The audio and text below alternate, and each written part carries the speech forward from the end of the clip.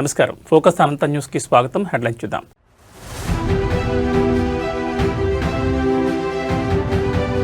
Davos వేదికగా తెలుగు ముఖ్యమంత్రుల పెట్టుబడుల వేట. స్విట్జర్లాండ్కు బయలుదేరిన చంద్రబాబు, రేవంత్ రెడ్డి దిగ్గజ సీఈఓలతో భేటీ.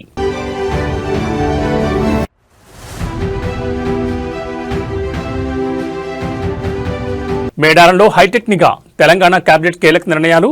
జాతరలో ఏఐ డ్రోన్లు, జియో ట్యాగ్ల నిఘా.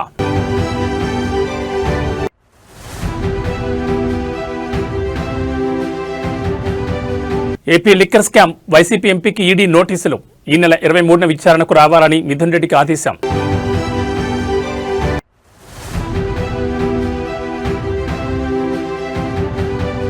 T20 world cup. బంగ్లాదేశ్కు ఐసీసీ డెడ్లైన్. భారత్లో మ్యాచ్లాడే విషయంపై ఈ నెల 21లోగా తేల్చుకోవాలని స్పష్టీకరణ. దక్షిణ భారత కుంభమేళా మేడారం జాతర ఈసారి హైటెక్ హంగులతో సాగనుంది. ఆర్టిఫిషియల్ ఇంటెలిజెన్స్ నుంచి జియో ట్యాగ్ల వరకు భక్తుల రక్షణ లక్ష్యంగా తెలంగాణ ప్రభుత్వం భారీ ఏర్పాట్లు చేసింది. ఈ నెల 28 నుంచి ప్రారంభం కానున్న ఈ మహాఘట్టం కోసం మేడారం 2.0 టెక్నాలజీని తీసుకొచ్చారు. ఏఐ నిఘా, టీజీ క్వెస్ట్ డ్రోన్లు, హీలియం బెలూన్ కెమెరాల ద్వారా 30 కిలోమీటర్ల మేర గగనతలం నుంచి నిరంతర పర్యవేక్షణ ఉంటుంది. ఇవి తొక్కిసలాట ముప్పును ముందే పసిగట్టి అధికారులను అలర్ట్ చేస్తాయి. జియో ట్యాగింగ్ పిల్లలు, వృద్ధులు తప్పిపోకుండా ఉండేందుకు వారి చేతికి క్యూఆర్ కోడ్ ఉన్న జియో ట్యాగ్లను కడతారు. Face recognition. నేరగాళ్లను గుర్తించేందుకు ముఖ గుర్తింపు సాంకేతికతను వాడుతున్నారు. సుమారు 13,000 మంది పోలీసుల పహారాలో అత్యాధునిక కమాండ్ కంట్రోల్ సెంటర్ పర్యవేక్షణలో ఈ ఏడాది జాతర జరగనుంది.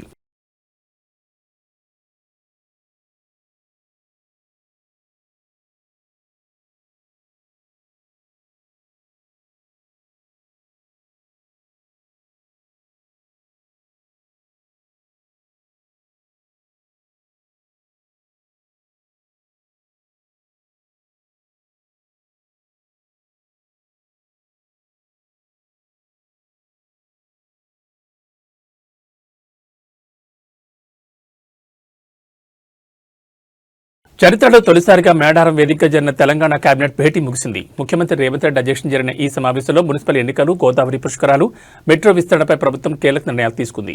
మున్సిపల్ ఎన్నికల నగారాకు సంబంధించి రాష్ట్ర వ్యాప్తంగా గడువు ముగిసిన 116 మున్సిపాలిటీలు, 7 కార్పొరేషన్లలో త్వరలోనే ఎన్నికలు నిర్వహించాలని కేబినెట్ నిర్ణయించింది. రిజర్వేషన్లు ఖరారైన నేపథ్యంలో త్వరలోనే షెడ్యూల్ విడుదల కానుంది. గోదావరి పుష్కరాలు 2027లో జరిగే పుష్కరాల కోసం ఇప్పటి నుంచి ఏర్పాట్లు ప్రారంభించారు. బాసార్ నుంచి భద్రాచలం వరకు టెంపుల్ సర్క్యూట్ను శాశ్వత ప్రాతిపదికన అభివృద్ధి చేయనున్నారు. హైదరాబాద్ మెట్రో ఫేజ్ 2 విస్తరణకు సంబంధించి భూసేకరణ కోసం 2,787 కోట్ల కేటాయింపులకు మంత్రివర్గం ఆమోదం తెలిపింది. ములుగు జిల్లా రైతాంగం కోసం పొట్లాపూర్ ఎత్తిపోతల పథకానికి కేబినెట్ గ్రీన్ సిగ్నల్ ఇచ్చింది. వీటితో పాటు రాష్ట్ర వ్యాప్తంగా 14 ప్రాంతాల్లో ప్రభుత్వ సంస్థలకు భూముల కేటాయింపుపై కూడా కేబినెట్ నిర్ణయం తీసుకుందని మంత్రులు వెల్లడించారు.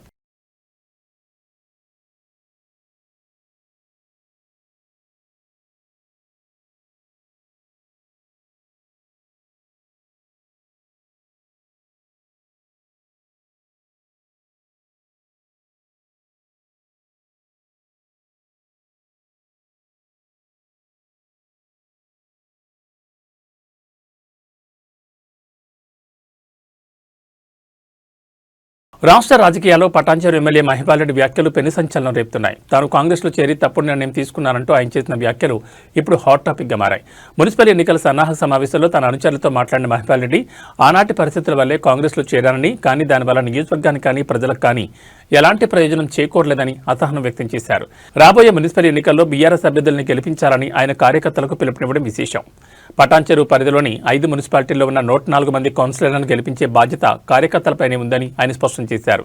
మీడియాకు అనుమతి లేని అంతర్గత సమావేశంలో ఎమ్మెల్యే చేసిన వ్యాఖ్యలు బయటకు రావడంతో ఆయన తిరిగి కారెక్కుతారా అనే చర్చ జోరుగా సాగుతోంది.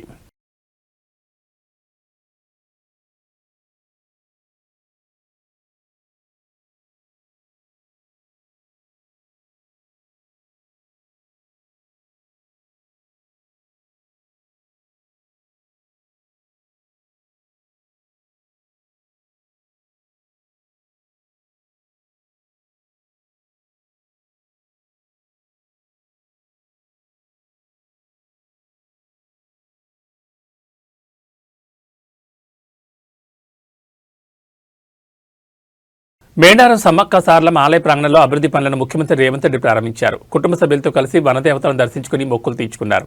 251 కోట్లతో ఆధునీకరించిన గద్దెలు ఆలయ ప్రాంగణాన్ని సీఎం ప్రారంభించారు. ఈ సందర్భంగా అభివృద్ధి పనుల పైలాన్ని ఆవిష్కరించారు. తన మనవడితో కలిసి అమ్మవార్లకు నిలువెత్తు బంగారాన్ని సమర్పించి ప్రత్యేక పూజలు నిర్వహించారు. ఈ కార్యక్రమంలో డిప్యూటీ సీఎం భట్టి విక్రమార్క, మంత్రులు సీతక్క, పొంగులేటి శ్రీనివాసరెడ్డి సహా పలువురు ప్రజాప్రతినిధులు పాల్గొన్నారు. మహాజాతర కోసం వచ్చే భక్తులకు ఎలాంటి ఇబ్బందులు కలగకుండా పక్కా ఏర్పాట్లు చేయాలని ఈ సందర్భంగా అధికారులను సీఎం ఆదేశించారు.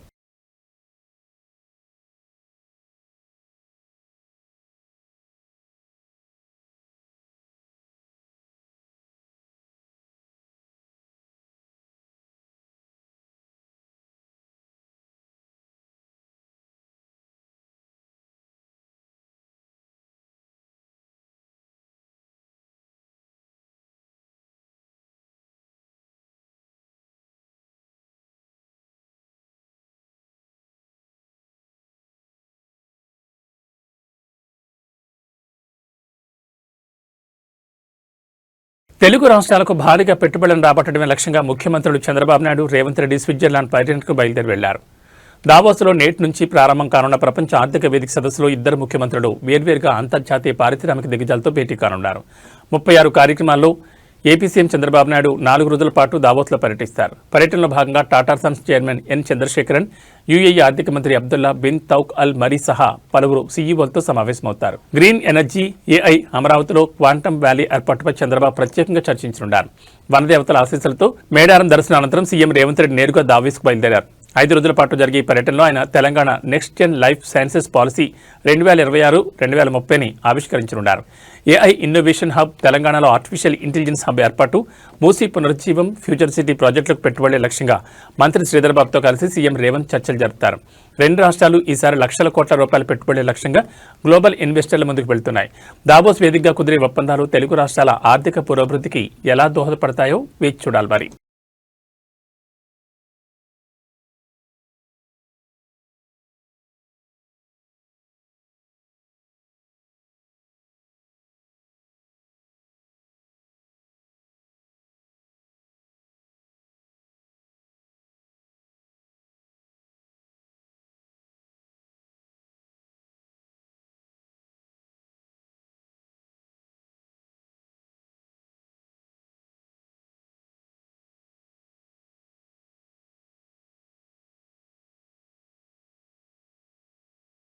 అన్నమయ్య జిల్లాలో సంక్రాంతి సంబరాలు విషాదాంతమయ్యాయి. పండగకు ఊరికొచ్చిన ఇద్దరు సాఫ్ట్వేర్ ఇంజనీర్లు అతిగా మద్యం సేవించి ప్రాణాలు కోల్పోయారు.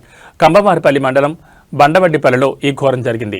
చెన్నై, బెంగళూరు సాఫ్ట్వేర్ ఉద్యోగాలు చేస్తున్న మణికుమార్, పుష్పరాజ్ పండగ సెలవుల కోసం స్వగ్రామానికి వచ్చారు. శనివారం సాయంత్రం స్నేహితులతో కలిసి జరిగిన పార్టీ వీరి ప్రాణాల మీదకు తెచ్చింది. పోటీ పడి తాగడమే వీరికి శాపమైంది. శనివారం మధ్యాహ్నం నుంచి సాయంత్రం వరకు మణికుమార్, పుష్పరాజ్ ఇద్దరు పోటీపడి 19 బీర్ టిన్లు తాగినట్లు పోలీసులు గుర్తించారు. అతిగా మద్యం సేవించడం వల్ల శరీరంలో నీటి శాతం తగ్గి తీవ్ర అస్వస్థతకు గురయ్యారు. ఆసుపత్రికి తరలిస్తుండగానే మణికుమార్ మృతి చెందగా చికిత్స పొందుతూ పుష్పరాజ్ ప్రాణాలు విడిచారు. తొలుత కల్తీ మద్యం వల్ల చనిపోయారని ప్రచారం జరిగినప్పటికీ అతిగా తాగడం వల్లే ఈ మరణాలు సంభవించాయని రాయచోటి డీఎస్పీ కృష్ణమోహన్ స్పష్టం చేశారు. పండగ పూట ఇద్దరు యువజనులు మృతి చెందడంతో ఆ గ్రామంలో విషాద ఛాయలు అలుముకున్నాయి. మణికుమార్కు భార్య, 2 ఏళ్ల కుమారుడు ఉండగా పుష్పరాజ్కు ఇంకా పెళ్లి కాలేదు.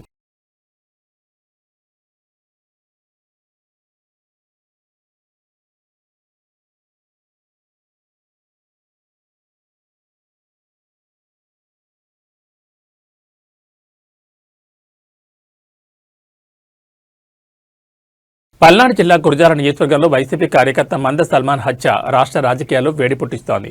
ఈ ఘటనపై ఫిర్యాదు చేసేందుకు వైసీపీ నేతలు ఈ రోజు రాష్ట్ర డీజీపీని కలవనున్నారు. పిన్నెలకు చెందిన మంద సల్మాన్ను ప్రత్యర్థులు ఇనుపరాటతో కొట్టి దారుణంగా హత్య చేశారని వైసీపీ ఆరోపిస్తోంది. ఈ ఘటనపై చర్చించేందుకు అపాయింట్మెంట్ కోరుతూ వైసీపీ ఎమ్మెల్సీ లేళ్ల అప్పిరెడ్డి డీజీపీకి లేఖ రాశారు. గ్రామం విడిచి బయట తలదాచుకుంటున్న సల్మాన్ తన భార్యను కలిసేందుకు పిన్నెలకు వచ్చిన సమయంలోనే ఈ దాడి జరిగినట్లు సమాచారం. రాష్ట్రంలో శాంతి భద్రతలు పూర్తిగా దిగజారాయని, ముఖ్యంగా దళిత కార్యకర్తలకు రక్షణ కరువైందని లేళ్ల అప్పిరెడ్డి విమర్శించారు. ఈ కేసులో నిందితులను త్వరగా గుర్తించి కఠినంగా శిక్షించాలని, బాధితులకు న్యాయం చేయాలని వైసీపీ బృందం డీజీపీని కోరనుంది. ఈ హత్యోదంతో పల్నాడు జిల్లాలో ఉద్రిక్త పరిస్థితులు నెలకొన్నాయి.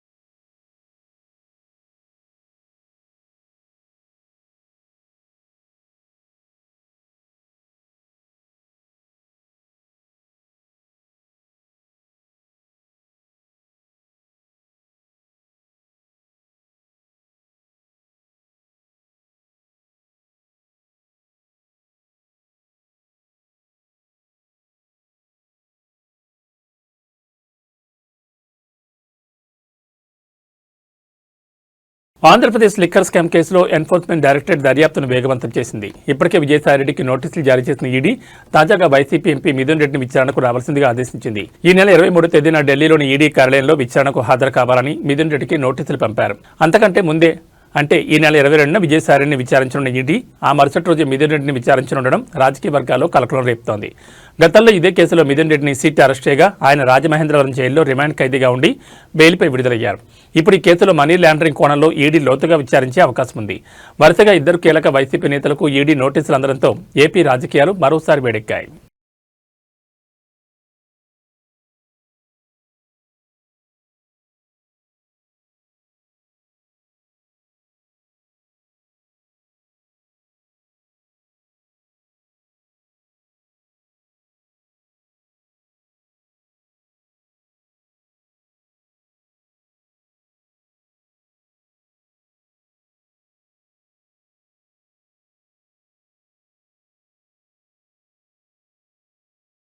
సినీ నిర్మాత బండ్ల గణేష్ షాద్నగర్ నుంచి తిరుమల వరకు పాదయాత్రను ప్రారంభించారు. సంకల్ప యాత్ర పేరుతో చేపట్టిన ఈ యాత్రపై ఆయన స్పష్టతనిస్తూ ఇది కేవలం తన వ్యక్తిగత మొక్కు మాత్రమేనని స్పష్టం చేశారు. గత వైసీపీ ప్రభుత్వ హయాంలో ఏపీ సీఎం చంద్రబాబు అరెస్ట్ అయినప్పుడు తాను తీవ్రంగా కలత చెందారని బండ్ల గణేష్ తెలిపారు. ఆయన జైలు నుంచి క్షేమంగా బయటకు వస్తే తిరుమలకు పాదయాత్రగా వస్తానని అన్నారు. మొక్కున్నట్లు వివరించారు. ఈ యాత్రకు ఏ రాజకీయ పార్టీతోనూ సంబంధం లేదని, చంద్రబాబుపై ఉన్న అభిమానంతోనే ఈ అడుగు వేస్తున్నారని ఆయన పేర్కొన్నారు. చంద్రబాబు 52 రోజుల తర్వాత జైలు నుంచి విడుదలైనందున ఇప్పుడు ఆ 7 కొండల వారికి మొక్కు చెల్లించుకుంటున్నారని, దీనిని కేవలం ఒక భక్తి యాత్రగా మాత్రమే చూడాలని ఆయన విజ్ఞప్తి చేశారు. ఎన్నికల సమయంలో సైలెంట్ గా ఉన్న బండ్ల గణేష్ ఇప్పుడు సడన్ గా పాదయాత్ర మొదలుపెట్టడం రాజకీయ వర్గాలు ఆసక్తిని రేకెత్తిస్తోంది.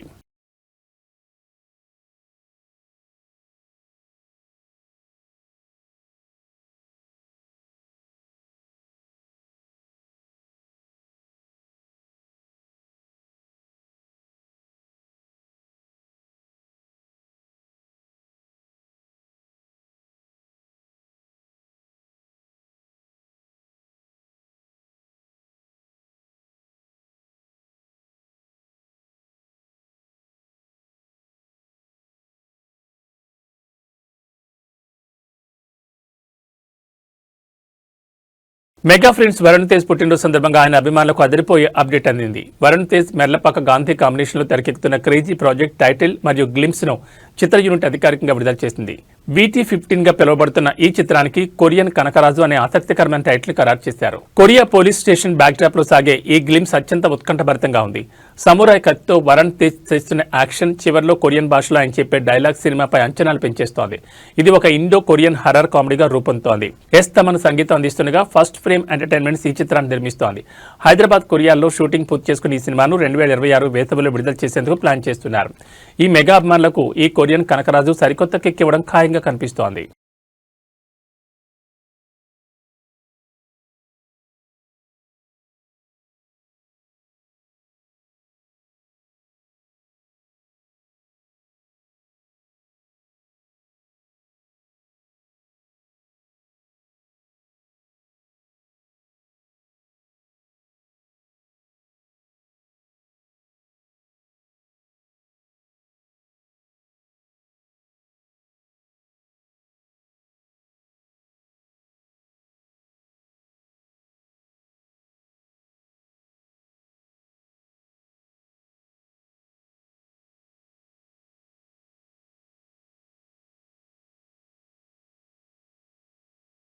అమెరికా అధ్యక్షుడు డొనాల్డ్ ట్రంప్ సలహాదారు పీటర్ నవారో మరోసారి భారత్పై తన అక్కసు వెళ్లగట్టారు.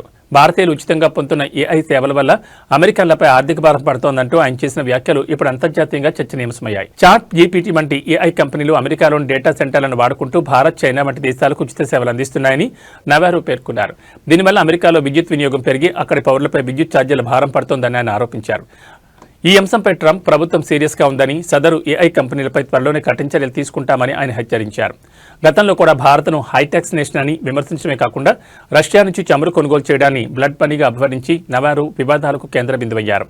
భారత్ను లక్ష్యంగా చేసుకుని నవారో వరుసగా చేస్తున్న ఈ విమర్శలపై భారత విదేశాంగ శాఖ ఎలా స్పందిస్తుందో వేచి చూడాలి మరి.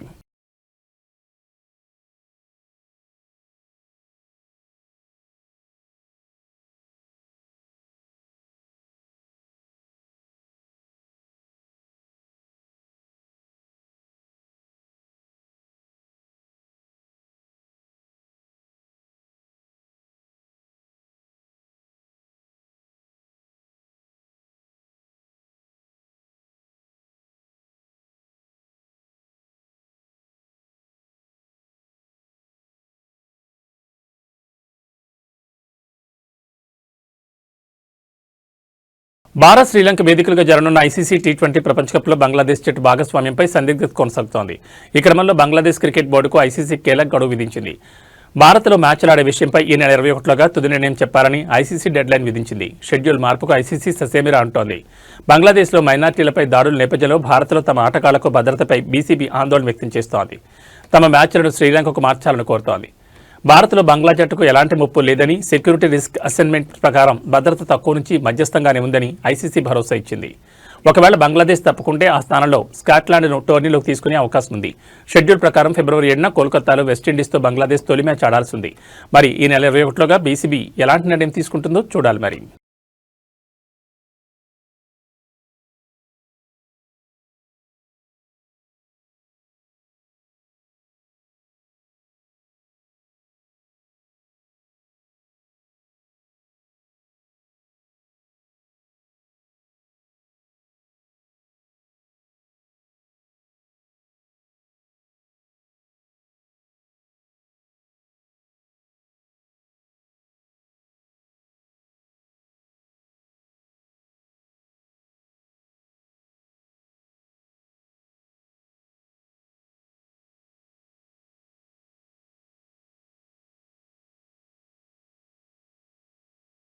అల్వాల్ సర్కిల్లోని ప్రజా సమస్యలను పట్టించుకొని జీహెచ్ఎంసీ అధికారులను వెంటనే సస్పెండ్ చేయాలని అల్వాల్ జీహెచ్ఎంసీ కార్యాలయం తాళం వేసి నిరసన తెలిపారు బీజేపీ నాయకులు. అల్వాల్ సర్కిల్లోని ప్రజా సమస్యలను పట్టించుకొని జీహెచ్ఎంసీ అధికారులను వెంటనే సస్పెండ్ చేయాలని అల్వాల్ జీహెచ్ఎంసీ కార్యాలయం తాళం వేసి జీహెచ్ఎంసీ కార్యాలయం ముందు బీజేపీ నాయకులు ధర్నా నిర్వహించారు. ఈ సందర్భంగా డిప్యూటీ కమిషనర్ను కార్యాలయంలోకి వెళ్లకుండా అడ్డగించి నిరసన తెలిపారు. ఈ సందర్భంగా వారు మాట్లాడుతూ అల్వాల్ సర్కిల్లో ఎక్కడ సమస్యలు అక్కడే ఉన్నాయని, ముఖ్యంగా చెరువుల్లో కొర్రపడక పేరుకుపోయి దోమల పడితే ఎక్కువగా ఉందని, దోమల వల్ల ప్రజలు చిన్నపిల్లలు అనారోగ్య సమస్యలు ఎదుర్కొంటున్నారని తెలిపారు. అలాగే జీహెచ్ఎంసీ ప్రజావాణిలో సమస్యలపై వినతి పత్రాలు ఎన్నిచ్చినా కూడా పట్టించుకునే నాదురే లేడని ఆవేదన వ్యక్తం చేశారు. అల్వాల్ సర్కిల్లో రోడ్లు మొత్తం గొంతలమయంగా ఉన్నాయని, అక్రమ నిర్మాణాలు జరుగుతున్నా కూడా పట్టించుకోవడం లేదని ఆవేదన వ్యక్తం చేశారు. ఈ కార్యక్రమంలో అల్వాల్ సర్కిల్ బీజేపీ నాయకులు, కార్యకర్తలు పెద్ద సంఖ్యలో పాల్గొన్నారు.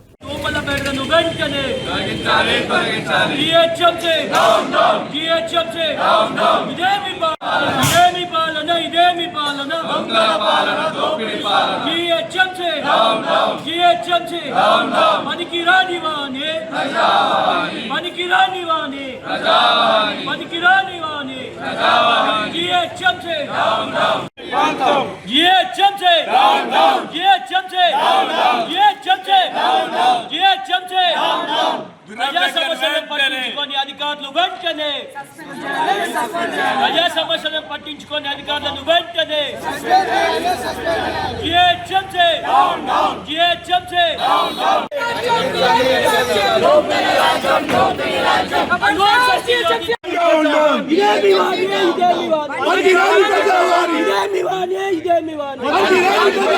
ప్రజా సమస్యలను పట్టించుకొని అధికారులను వెంటనే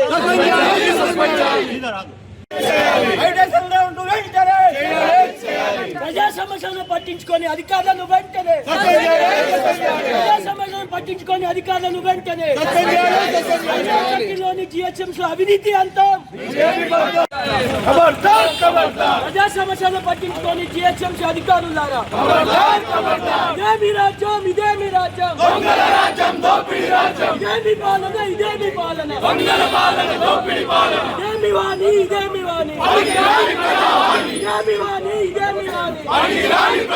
చూస్తున్నాము అల్వాల్ సర్కిల్లోని మున్సిపల్ ఆఫీస్లో ఏమి పనులు జరగట్లేవు. మన దోమల బెడద మొత్తం టూ మచ్ ఉన్నది. మళ్ళీ అల్వాల్లోని ప్రతి చెరువులోని గుర్రపడెక్కలు ఇంతవరకు క్లియర్ చేస్తలేరు. ఎన్నిసార్లు ప్రజావాణిలో ఇచ్చినా కానీ ఏమి పనికిరాని పాలన అయిపోయింది. మన జిహెచ్ఎంసీ కమిషనర్ గారికి ఈరోజు ప్రత్యేకంగా విజ్ఞప్తి చేసుకుంటున్నాం. జిహెచ్ఎంసీ సెంట్రల్ కమిషనర్ గారికి అల్వాల్ సర్కిల్లోని ప్రజా సమస్యలను వెంటనే తీర్చాలని కోరుతున్నాము. అందరికీ నమస్కారం. ఈవేళ మున్సిపాలిటీ ఆఫీస్ ముందుగా మేము ధర్నా చేయడం జరుగుతుంది. ఇది అల్వాల్ సర్కిల్లోని ప్రాబ్లమ్స్ అన్ని పరిష్కారం చేయాలని పాత కమిషనర్ ఎలాగా చేయకని వెళ్ళిపోయారు.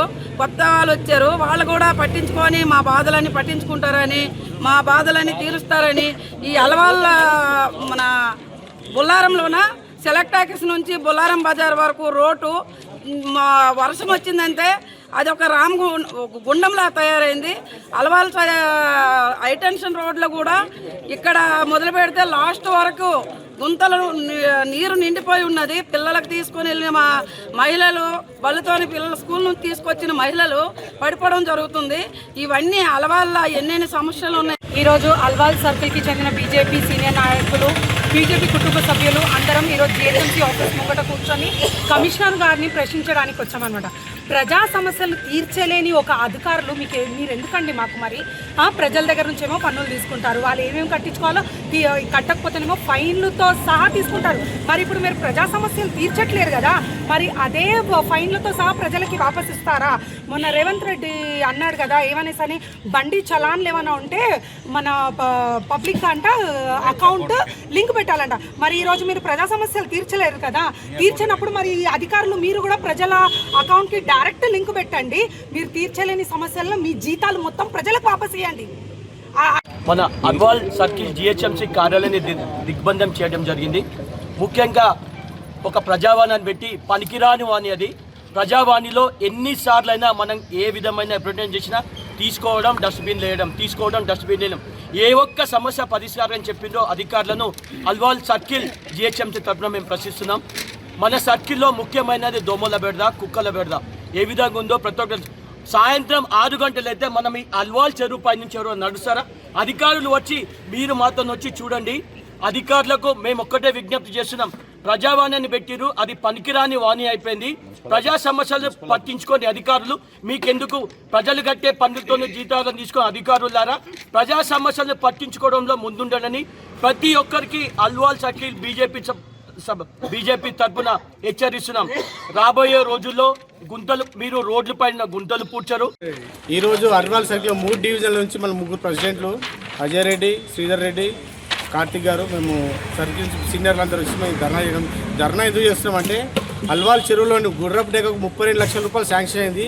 అవి ఎక్కడ వినిపారు నిధులు తెలియదు. అదే ఓల్డ్ అల్వాల్ చెరువు కూడా 30 లక్షలు శాంక్షన్ అయ్యి అవి కూడా ఎక్కడ విని తెలియదు. హైటెన్షన్ రోడ్డు పంచిన 4,28,00,000 శాంక్షన్ అయింది. శాంక్షన్ కూడా 4 మంత్స్ అవుతుంది. అవి కూడా డైవర్ట్ అవుతున్నాయని మాకు తెలిసిన విషయము. ఇంకోటి సెలెక్టాస్ నుంచి కళ్ళు కొంపటి వరకు రోడ్డు అస్తవ్యస్తం తయారైంది. రాత్రిపూట చాలా కింద పడిపోయి చనిపోవడం జరిగింది కొన్ని జాగ్రత్తలు. ప్రజావాణి ప్రతి వారం కూడా మేము కంప్లైంట్ ఇస్తూనే ఉన్నాము, ఏది పట్టించుకోవడం లేదు. మళ్ళీ ప్రజావాణి ఎందుకు ఉందో మాకు అర్థమైతే లేదు.